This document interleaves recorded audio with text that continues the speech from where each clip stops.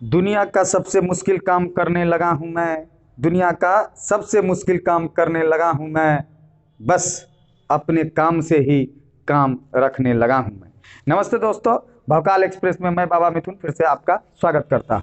कल तक हम लोग मैट्रिक के कंटेंट को देख रहे थे। अंग्रेजी का प्रोज, राइटर्स, पोयम, पोएट्स सारे के सारे हमने क्लियर कर लिया। लेकिन आज का जो टॉपिक है बड़ा ही वीवीआई है। क्योंकि एक गोली में दो शिकार, मैट्रिक इंटर 5 नंबर पार। तो चलिए देखते हैं क्या है वह गोली और क्या है शिकार।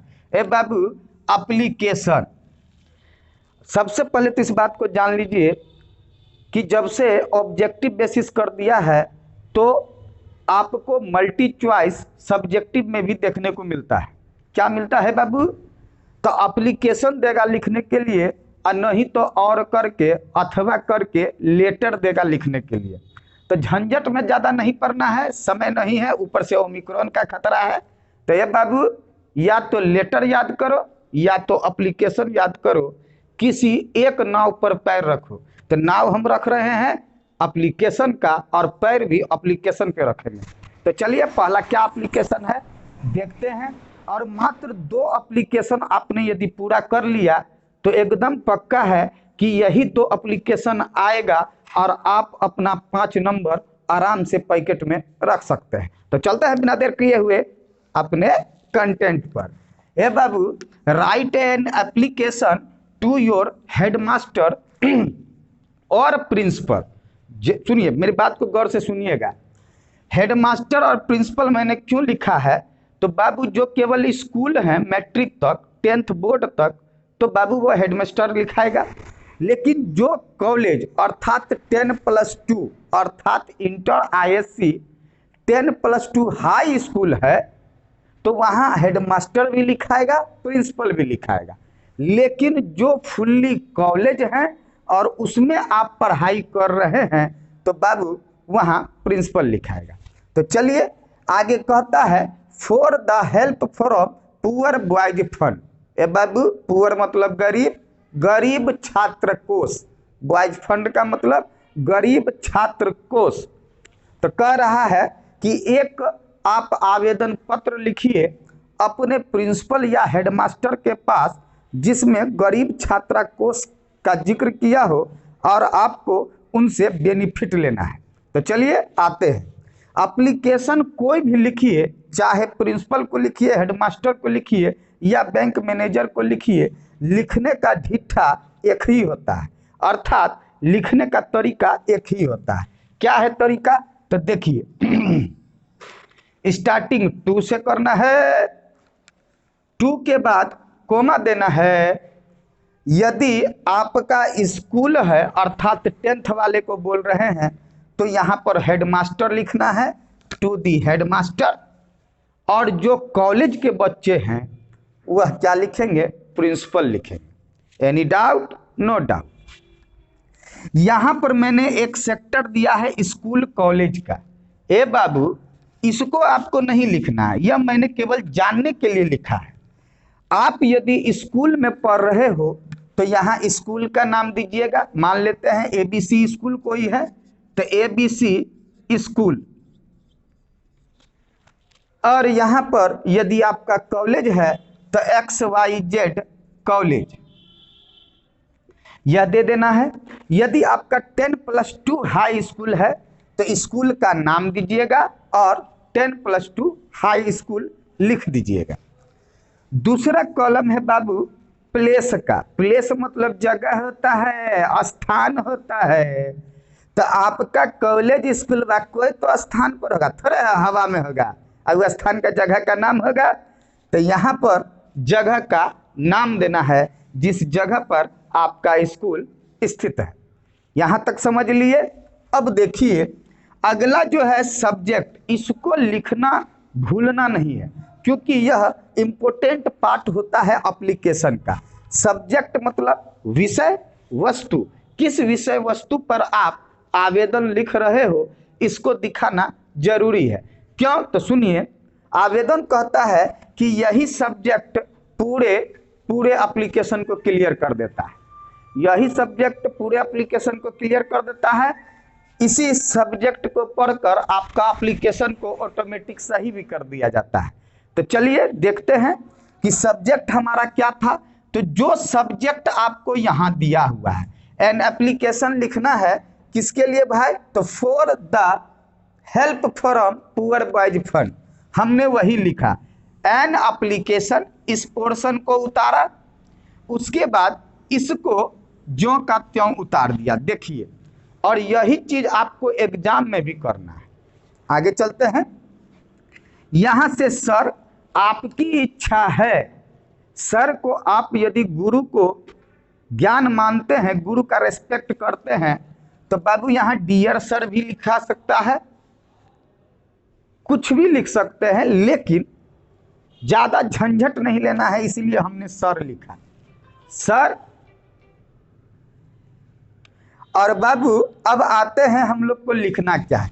मतलब कहने का मतलब है कि एप्लीकेशन में यह पार्ट, कोई भी एप्लीकेशन आप लिखिएगा तो यह वाला पार्ट एनी हाउ सभी एप्लीकेशन में लिखाएगा, तो लिखाएगा ही।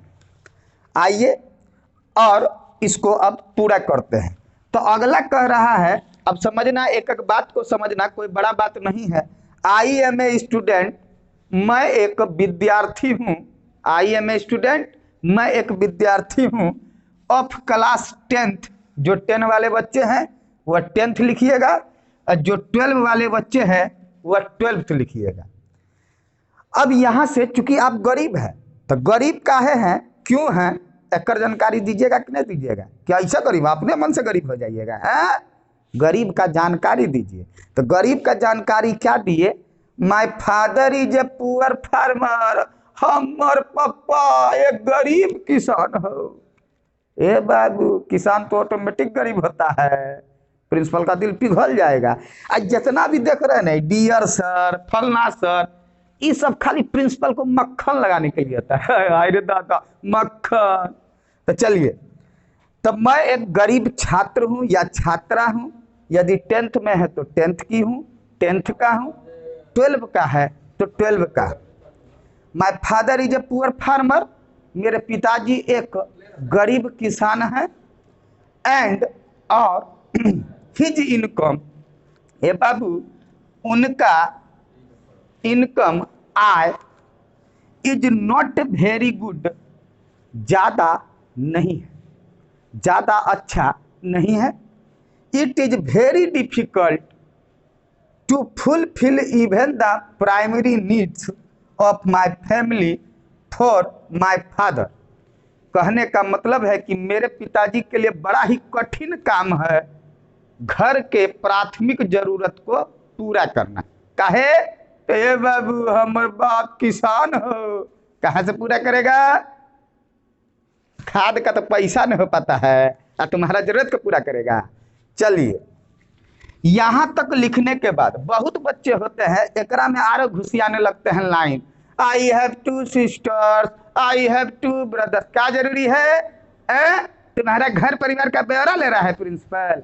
नहीं रे बाबू, गरीबी को दिखा, गरीबी हमने दिखा दिया। अब यह वाला लाइन जो आप देख रहे हो, so I request you most respectfully to favour me a help. ए बाबू, आप चाहिएगा तो हर एप्लीकेशन में यह लाइन चिपकाइएगा, आपका गलती होने वाला नहीं। हमने बार बार कहा कि सब्जेक्ट को जैसे देख लेता है, जो आपके कॉपी चेक करते हैं, आपके लिखने का तरीका देख लेते हैं, वह इस बीच वाले को पढ़ते भी नहीं और नंबर देकर निकल जाते हैं।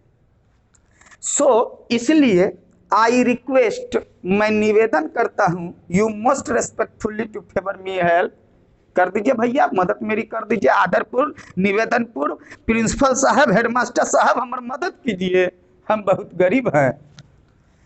From poor boys fund. अब देखिए, आपका यहां से यह लाइन चेंज होगा। एप्लीकेशन में क्या चेंज होगा? यदि पुअर बॉयज फंड पूछ रहा है तो पुअर बॉयज फंड दिए, यदि आप छुट्टी मांग रहे हैं, लीव मांग रहे हैं 2 डेज का, तो यहाँ पर वह कंटेंट डालना होगा, जो अगला हम चलेंगे। इतना लिखने के बाद हर एप्लीकेशन में यह वाला पोर्शन एनी हाउ आपको लिखना है।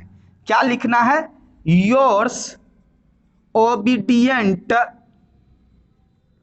पीपल। ए बाबू, आपका ओबीडियंट, याद कर लीजिए, ओबीडियंट का मतलब आज्ञाकारी और पुपिल का मतलब छात्र या छात्रा।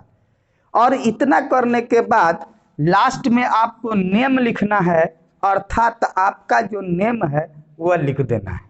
ज़्यादा मन कर रहा है तो यहाँ पर अपना क्लास दे देना है, रोल नंबर दे देना है और सेक्शन दे देना है।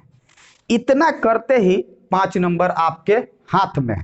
तो चलते हैं अगले एप्लीकेशन की ओर। देखिए, सारे कंटेंट लिखने के बाद एक चीज हमने भूल हो गई है।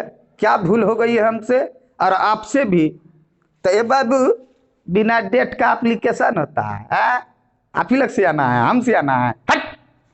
ए बाबू, यहाँ डेट दीजिएगा और डेट दे दीजिएगा। जितना डेट, कौन डेट दीजिएगा तो सुन लीजिए, जिस डेट में आप एग्जाम दे रहे हैं वही डेट यहाँ चिपकिएगा। मान लीजिए आपका एग्जाम जैसे है 12 फरवरी को, तो यहाँ दे दीजिएगा 12 फरवरी 2022।